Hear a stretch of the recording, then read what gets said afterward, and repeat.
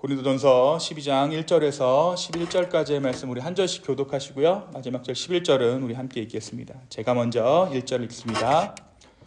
형제들아, 신령한 것에 대하여 나는 너희가 알지 못하기를 원하지 아니하노니 또 알거니와 너희가 이방인으로 있을 때에 말 못하는 우상에게로 끄는 그대로 끌려갔느니라. 그러므로 내가 너희에게 알리노니 하나님의 영으로 말하는 자는 누구든지 예수를 저주할 자라 하지 아니하고 또 성령으로 아니하고는 누구든지 예수를 주시라 할 수 없느니라. 여러 가지나 성령은 같고 기쁘는 여러 가지나 주는 같으며 또 사역은 여러 가지나 모든 것을 모든 사람 가운데서 이루시는 하나님은 같으니 각 사람에게 성령을 나타내심은 유익하게 하려 하심이라. 어떤 사람에게는 성령으로 말미암아 지혜의 말씀을, 어떤 사람에게는 같은 성령을 따라 지식의 말씀을, 다른 사람에게는 같은 성령으로 믿음을, 어떤 사람에게는 한 성령으로 병 고치는 은사를, 어떤 사람에게는 능력 행함을, 어떤 사람에게는 예언함을, 어떤 사람에게는 영들 분별함을, 다른 사람에게는 각종 방언 말함을, 어떤 사람에게는 방언들 통역함을 주시나니 이 모든 일은 같은 한 성령이 행하사 그의 뜻대로 각 사람에게 나누어 주시는 것이니라. 아멘. 제가 잠깐 말씀 놓고 기도하겠습니다. 주님, 오늘 이 저녁에 주의 성령께서 일하여 주십시오. 각자의 심령 가운데 하나님 말씀하여 주시고 정말 온전한 심령의 부응함이 오늘 이 저녁에 이 말씀 가운데 있을 수 있도록 축복하여 주시며 주여, 이 말씀이 우리 공동체 가운데 허락하시는 말씀으로 받아 이 공동체가 다시 한번 새로워질 수 있도록 주여 우리를 인도하여 주시옵소서. 감사합니다. 예수님의 이름으로 기도하였습니다. 아멘. 여러분, 우리가 아침마다 요즘 고린도전서의 말씀을 함께 묵상하고 있어요. 매장 지금 쪼개져 있지는 않지만 우리가 고린도전서를 통해서 우리 교회 공동체에 대해서 다시 한번 새기는 시간을 갖고 있습니다. 여러분, 고린도전서의 핵심이 뭘까요? 이 고린도전서의 핵심은 망가진 공동체를 어떻게 다시 세울 것인가에 대한 거예요. 공동체가 망가졌다는 게 어떤 의미일까요? 사람이 적다라는 게 공동체가 망가진 것일까요? 어떤 게 망가진 걸까요? 사람이 주인 됐다는 얘기였어요. 고린도 교회는 사람이 주인 된 공동체였습니다. 아이러니하게는 이 공동체 가운데 하나님의 은사를 가진 사람들이 너무나도 많았습니다. 그런데 그 은사를 사람의 소욕대로 행하다 보니까 이 고린도 교회 공동체가 사람의 공동체가 돼버린 거예요. 영적인 것을 많이 체험했는데 공동체는 혈과 육에 관한 공동체가 되어버리고 만 것이죠. 그래서 이 바울이 이 망가진 교회 공동체를 어떻게 다시 세울 것인가 해서 쓴 것이 고린도에 보내는 편지, 고린도 전후서입니다.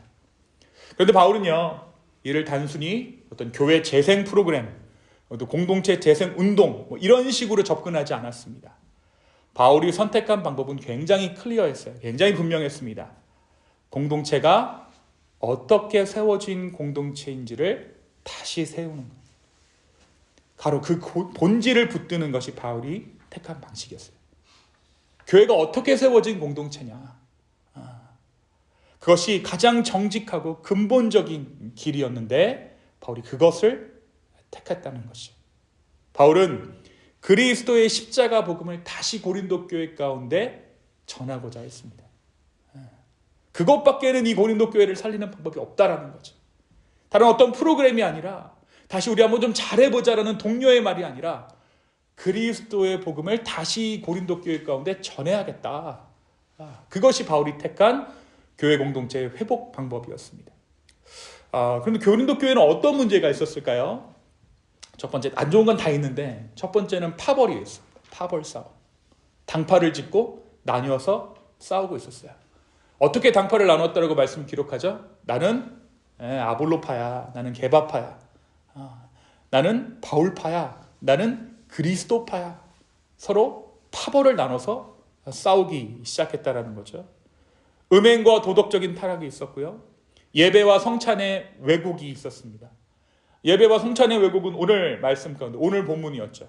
이들이 성찬 가운데 먼저 와서 먹을 것들을 다 먼저 먹어버렸다는 거예요.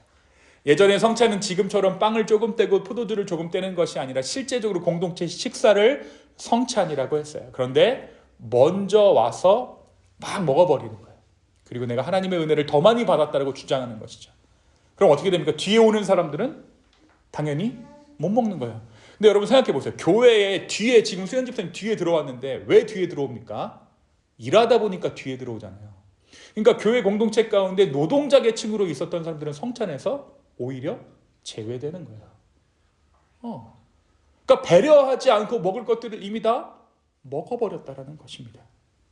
이러한 문제들이 이 고린도 교회 가운데 있었어요. 바울은 그런데 이 문제들을요, 문제 자체로 다루지 않았습니다. 오히려 문제 너머에 있는 근본을 바라보았어요. 공동체 뿌리가 어디 있느냐, 무엇 위에 우리가 서 있느냐라는 거죠. 그래서 바울은 다시 한번 십자가의 복음을 선포하기로 합니다. 교회의 정체성을 본질부터 회복시키려고 했다는 것이죠. 그리고 바울 자신도 복음을 단지 지식적으로 아는 것을 넘어 내가 복음을 산다라고 말합니다. 자, 그렇다면 바울이 말하는 복음을 사는 것의 핵심이 뭐였어요? 바울이 내가 복음을 살아라고 말하면서 나는 이렇게 산다라고 말했는데, 바울이 말하는 복음을 사는 것은 할 수 있는데 안 하는 거였어요. 희생하는 거였어요.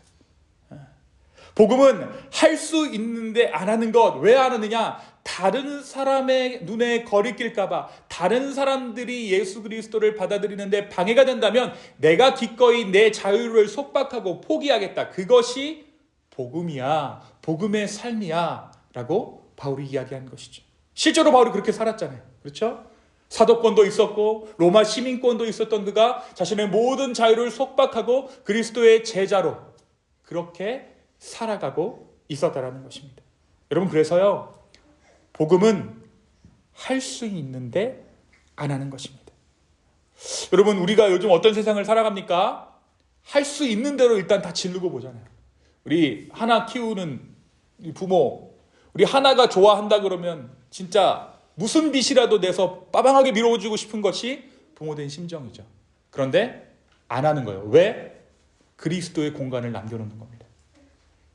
다른 사람들이 보았을 때 혹시나 거치는 것이 될까 봐 하지 않는 거예요.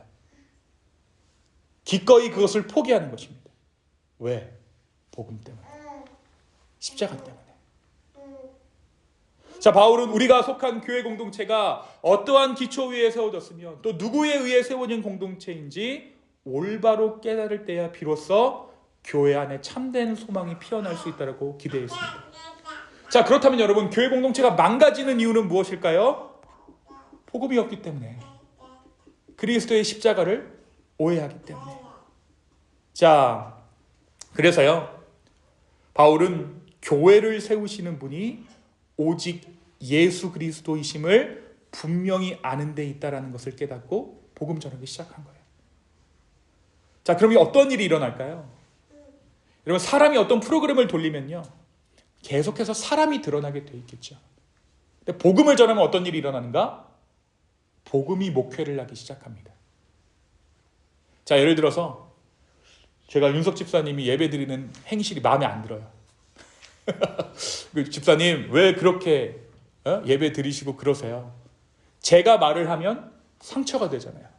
그렇죠? 그리고 뭔가를 잘못할 때마다 제가 무언가를 말해야 되잖아요. 근데 바울이 택한 방법은 그게 아니라 복음을 말하는 거였어요. 복음을 말하면 무엇이 사역하기 시작합니까?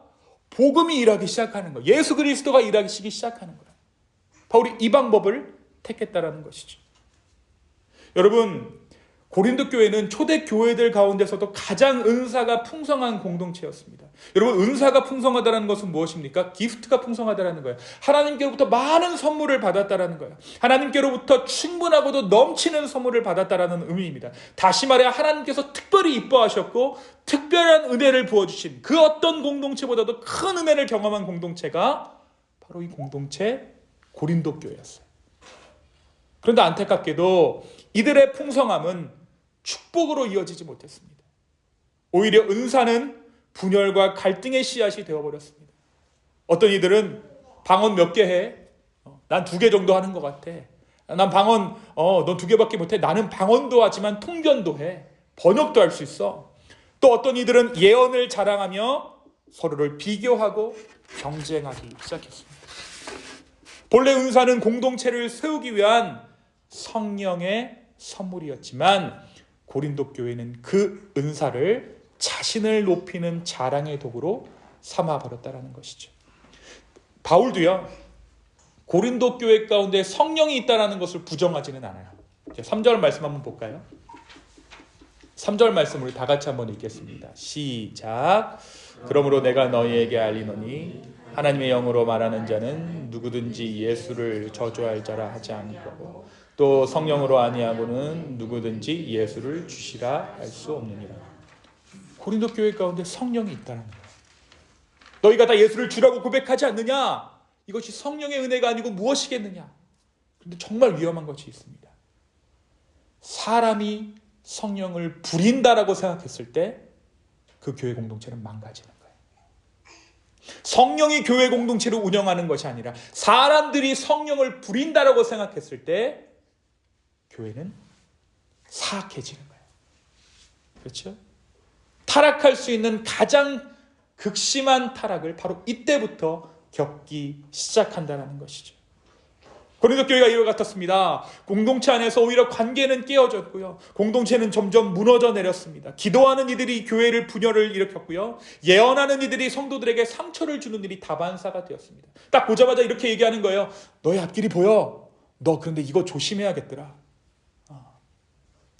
기도한답시고 다른 사람들의 상처를 들추면서 분열을 일으키고 기도한답시고 공동체를 세우는 것처럼 보이지만 자신의 무언가를 드러내기 원했던 자들, 바로 이들 가운데 교회 공동체가 망가지고 있었다는 것이죠. 심지어 은사를 받았다는 이유만으로 스스로를 영적인 지도자라 자처하는 일까지 생겨났습니다. 자,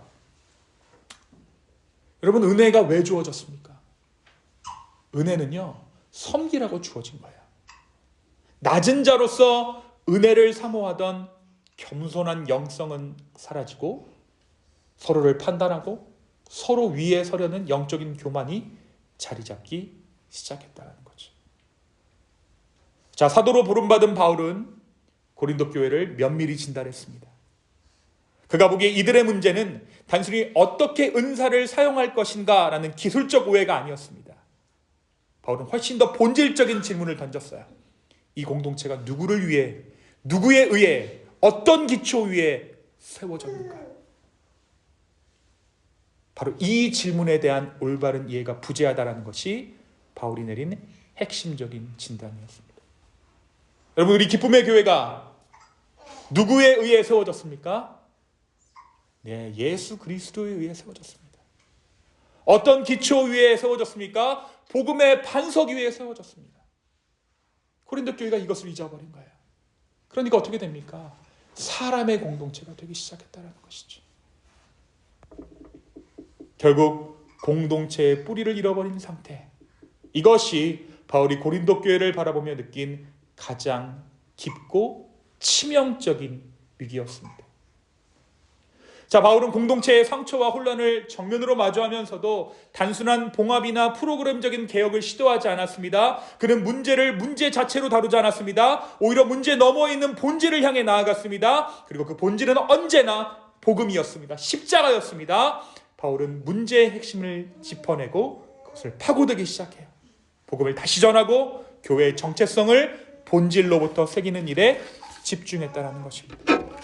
왜냐하면 공동체의 회복은 사람이나 제도로 이루어지는 것이 아니라 오직 예수 그리스도께서 친히 다시 세우시는 것이기 때문에 그렇습니다.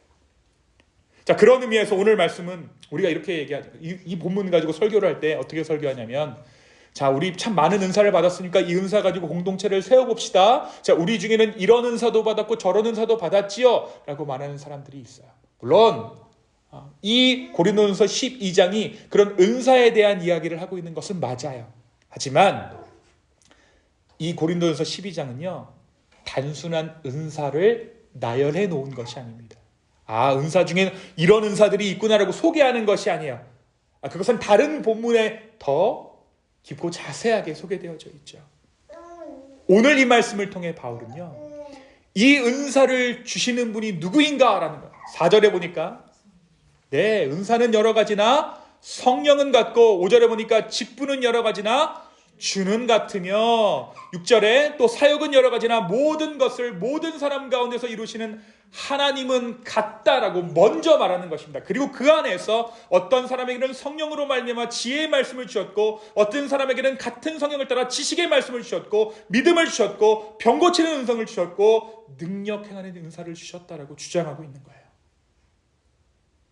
다시 말해, 겉으로는 은사가 다양하고 사람마다 역할도 다르지만 그 뒤에는 한 분 성령, 한 분 주님, 한 분 하나님이 계신다라는 것입니다. 그리고 이 다양성들은 쪼개지는 이유가 아니라 하나됨을 위한 하나님의 방법이라는 선언을 하기 시작해요. 왜 다 따로 만들어놨느냐? 합쳐졌을 때 온전하니까. 다 제각각이잖아요. 다 제각각인 이유가 연합을 위해서예요. 연합을 위해서. 여러분, 퍼즐 조각이 다 다르죠? 왜 다 다릅니까? 합쳐지려고 다 다르잖아요. 마치 그와 같다라는 거예요. 이어지는 7절에서 바울은 은사의 목적을 분명히 말합니다. 7절 한번 다 같이 읽겠습니다. 시작. 각 사람에게 성령을 나타내심은 유익하게 하려 하십니다. 여기서 유익은 사적인 이익이 아니라 공익입니다. 공익. 원어적인 의미로는 공익이라는 말을 갖고 있어요. 그러니까 은사란 공동체를 세우기 위해 하나님께서 주신 것이라는 것입니다. 여러분, 우리가 왜 하나님의 은혜를 사모하며 하나님께 은사 주시기를 구하겠습니까?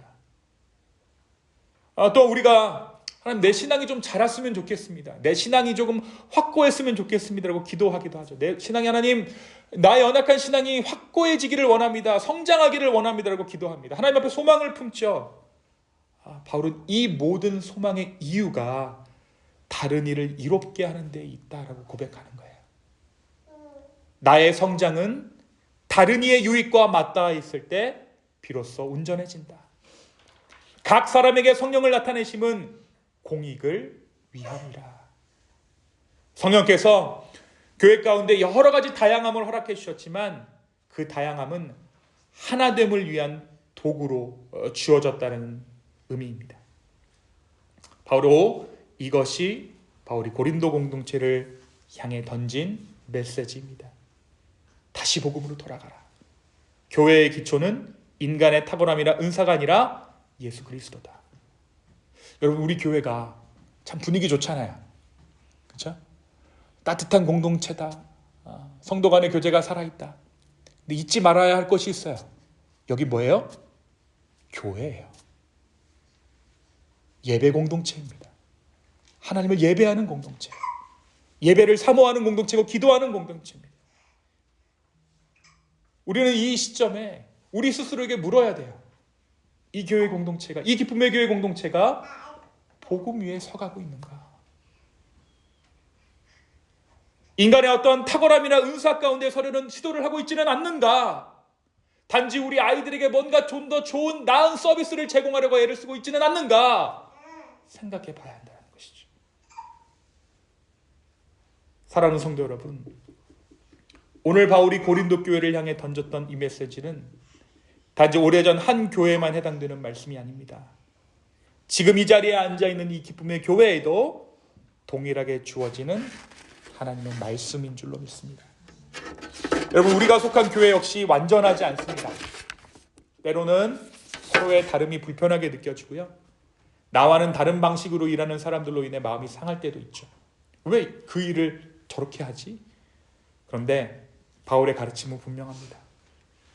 교회는 다양한 사람들이 함께 모인 공동체이지만 그 다양성이란 갈등의 원인이 아니라 오히려 하나됨을 이루어갈 수 있는 은혜의 기회입니다.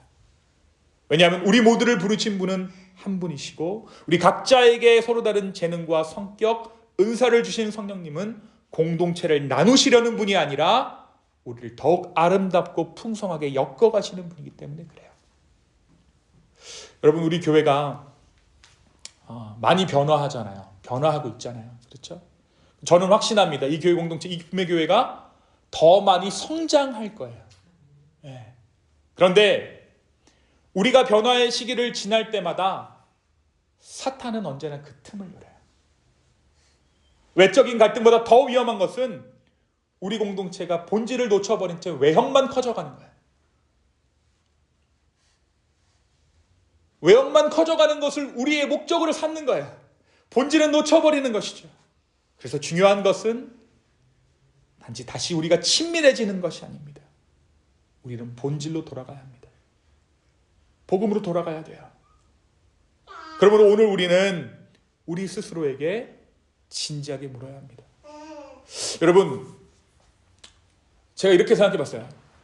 단순히 친밀감을 위해 모인 공동체와 진짜 본질이 위해 선 공동체가 어떻게 다를까? 그래서 오늘 이 말씀을 준비하면서 여러분, 친밀감을 위해, 성장을 위해 모인 공동체는 어떤지 아세요? 내가 어떤 한마디 더 해놓고 그 말이 저 사람에게 상처가 되진 않았는지 늘 염려합니다. 왜냐하면 친밀이 우선이 되니까.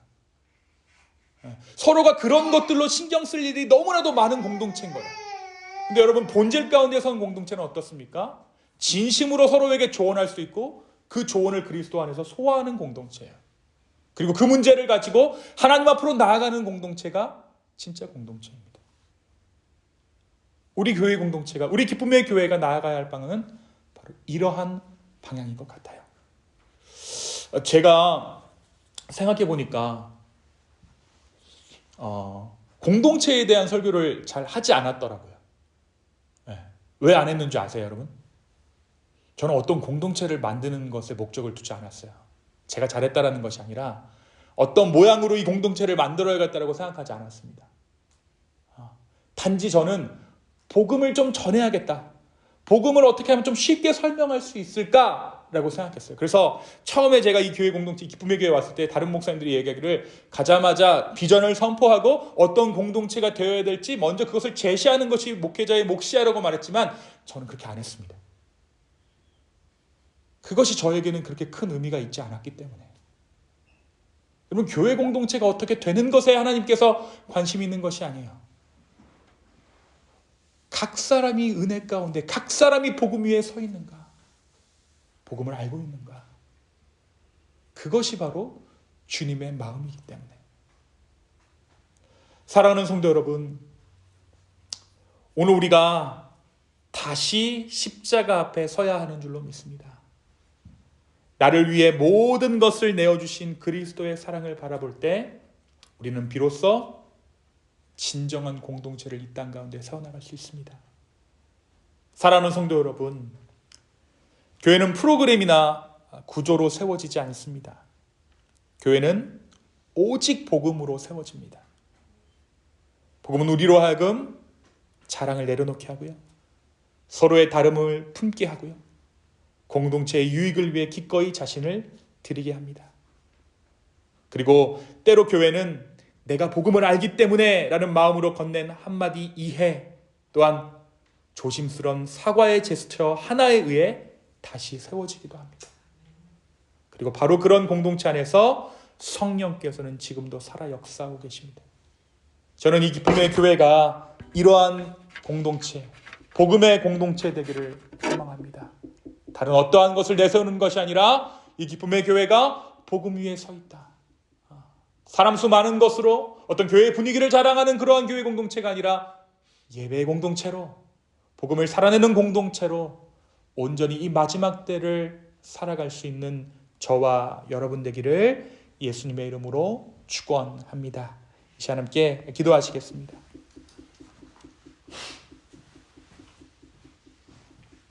사랑과 은혜의 주님, 감사합니다. 오늘 이 저녁에 다시 한번 이 공동체를 생각하게 하시고 우리의 방향을 주께서 인도하여 주심에 참으로 감사합니다. 아버지, 우리가 복음으로부터 흐트러진 것도 있다면 오늘 이 저녁 복음으로 돌아가는 저녁 되게 하여 주십시오. 예수 그리스도의 복음의 본질에 더욱더 합당한 공동체를 꿈꾸는 그런 오늘 저녁 되게 하여 주시옵소서. 감사합니다. 이 모든 말씀 예수님의 이름으로 기도하였습니다. 아멘. 아멘.